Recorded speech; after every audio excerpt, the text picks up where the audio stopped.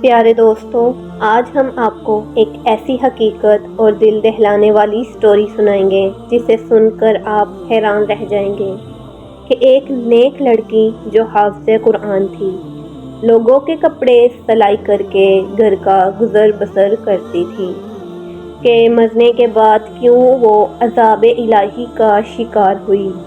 اس کی قبر کا حال جان کر ہر کوئی دنگ رہ گیا، کیونکہ وہ لڑکی بہت نیک اور پاکیزہ تھی۔ لوگوں کے اصرار کرنے پر جب اس کی ماں نے اس کی حقیقت بتائی تو یہ جان کر سب کے رونگٹے کھڑے ہو گئے۔ لہٰذا آپ لوگوں سے گزارش ہے کہ اس ویڈیو کو آخر تک ضرور دیکھیں، کیونکہ بہت ساری عورتیں کپڑے سلائی کرتے وقت ایسی غلطیاں کرتی ہیں۔ آج کی یہ ویڈیو ان عورتوں اور مردوں کے لیے ہیں جو سلائی کڑھائی جیسا کام کرتے ہیں، نہ انجانے میں وہ ایسا گناہ کر دیتے ہیں جس کی سزا بہت بھیانک ہے۔ کسی دور علاقے میں ہاجرہ نام کی ایک لڑکی اپنی ماں کے ساتھ رہتی تھی۔ اس کے باپ کا انتقال ہو گیا تھا۔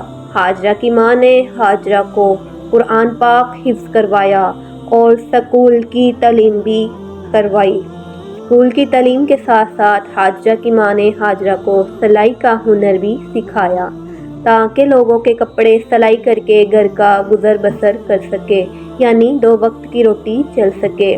ہاجرہ بہت محنتی لڑکی تھی۔ اس کے کچھ اصول تھے جس سے وہ کبھی پیچھے نہیں ہٹتی۔ ابھی بھی کتنی دیر سے اس کے پاس 2 عورتیں بیٹھی تھیں، بار بار کپڑے سلائی کرنے کا اصرار کر رہی تھیں، لیکن ہاجرہ نے انہیں 2 ٹوک لفظوں میں جواب دے دیا۔ کپڑے سلائی نہیں کر سکتی۔ وہ ہاجرہ کی منتیں کرنے لگی کہ ہمارے کپڑے انکار نہ کرو، بہت مہنگے ہیں، کسی دوسری درزن کو دے کر خراب نہیں کروانا چاہتی۔ محلے کی سب عورتوں کے کپڑے تم سلائی کرتی ہو، بہت کم دام میں بہت اچھے کپڑے سلائی کرتی ہو، کپڑوں میں جیسے جان سی آ جاتی ہے۔ ہاجرہ کہنے لگی، جو سے ڈیزائن تم کہہ رہی ہو وہ میں نہیں بنا کر دے سکتی۔ آپ کے پورے بازو اور ٹخنے ننگی ہوں گی اور ٹانگیں نظر آئیں گی، توبہ توبہ، ایسے ڈیزائن میں کبھی بھی نہیں بناتی۔ انہوں نے کہا، تم 500 کی جگہ 1000 لے لینا، ہاجرہ ہمارے کپڑے سی دو۔ ہاجرہ غصے سے کھڑی ہو گئی اور ان کو جانے کو کہا اور اپنے کام میں لگ گئی۔ اتنے میں ہاجرہ کی ماں ہاجرہ کے پاس آئی اور کہنے لگی، بیٹا بہت ہی بری بات ہے، آپ نے روزی کو لات مار دی، گھر آئی روزی کو کوئی نہیں ٹھکراتا۔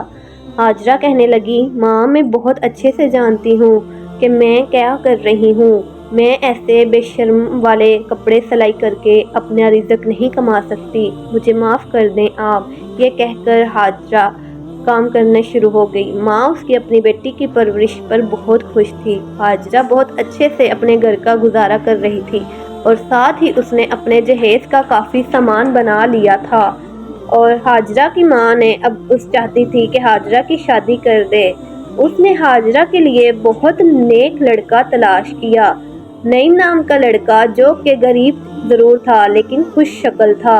ہاجرہ کی ماں نے ہاجرہ کی شادی نعیم سے کر دی۔ دونوں ایک دوسرے کے ساتھ خوش ہو رہ رہے تھے۔ ماں کی فرمائش تھی کہ ہاجرہ شادی کے بعد اس کے گھر میں ہی رہے۔ نعیم نے ان کی بات مان لی۔ دونوں ایک دوسرے کے ساتھ ہنسی خوشی زندگی گزار رہے تھے کہ ایک دن نعیم کی نوکری چلے گئی۔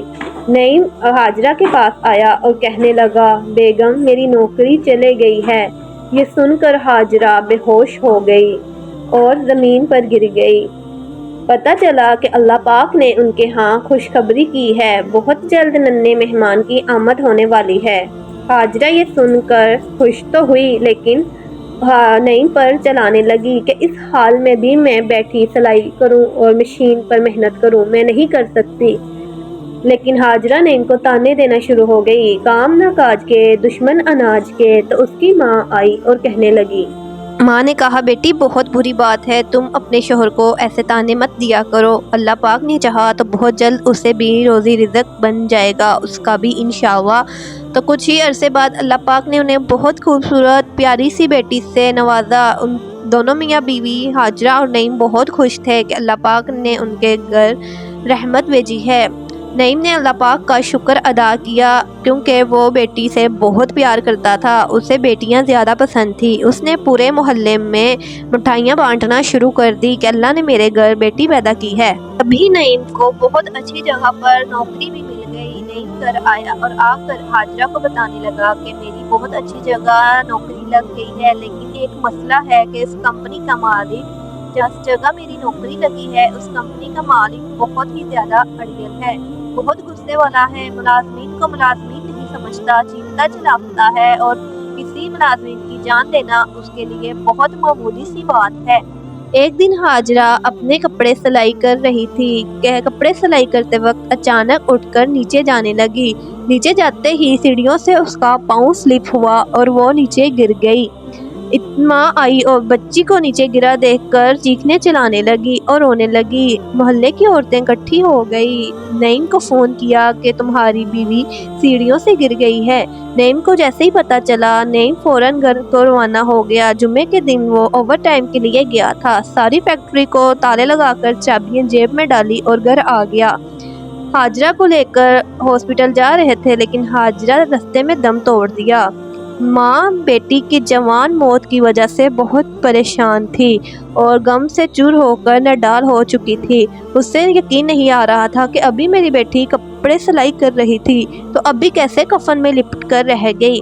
ادھر نعیم بھی اپنی بیوی کو دیکھ کر بہت ہی زیادہ غم زدہ تھا کیونکہ اپنی بیوی کے ساتھ ساتھ اپنی ننھی سی بچی کو بھی دیکھتا جو کہ ابھی ماں کی شفقت سے محروم ہو گئی تھی۔ بیوی کی یاد میں تڑپ کر رونے لگا۔ اتنے میں تدفین کا ٹائم ہو گیا۔ نعیم ہاجرہ کا جنازہ لے کر چل پڑا۔ ہاجرہ کو قبر کی لحد میں اتارنے نیچے اترا کہ اس کی جیب سے وہ چابیاں جو کہ فیکٹری کی تھیں وہ بھی ساتھ قبر میں ہی دفن ہو گئی۔ جنازے کو تدفین کر نعیم واپس گھر آیا اور بیٹی کو دیکھ کر رونے لگا اور کیونکہ ننھی سی بیٹی کو دیکھ کر اسے بیوی کی یاد آ رہی تھی۔ اتنے میں باس کا فون آ گیا، سارا دن کی فیکٹری بند ہے، تم کہاں ہو؟ اس نے کہا کہ میں 2-3 دن بعد آؤں گا۔ باس نے کہا جیسے بھی تم فوراً کل مجھے چابیاں پہنچاؤ۔ نعیم سوچنے لگا کہ چابیاں کہاں رکھ دی ہیں، تبھی نعیم کو پریشانی میں بیٹھا ایک چابیاں ڈھونڈنے لگا۔ ماں نے پوچھا بیٹا کیوں پریشان ہو؟ اس نے کہا کہ چابیاں تدفین کرتے وقت لگتا قبر میں گر گئی ہیں۔ یہ کہہ کر نعیم قبرستان کی طرف چل پڑا۔ قبرستان کی طرف جاتے ہوئے نعیم کو ڈر بھی لگ رہا تھا لیکن رات کا 1 بجے کا ٹائم تھا، لیکن باس اتنا جان لیوا تھا کہ اس کی جان بھی لے سکتا تھا۔ بیٹی کی وجہ سے آدھی رات کو قبرستان کی اور چل پڑا۔ قبرستان جا کر اس نے ایک طرف سے پاؤں کی طرف سے قبر کو کھودنا شروع کر دیا۔ نعیم ڈر ڈر کر قبر کھود رہا تھا کہ اسے اچانک کسی کی آہٹ محسوس ہوئی۔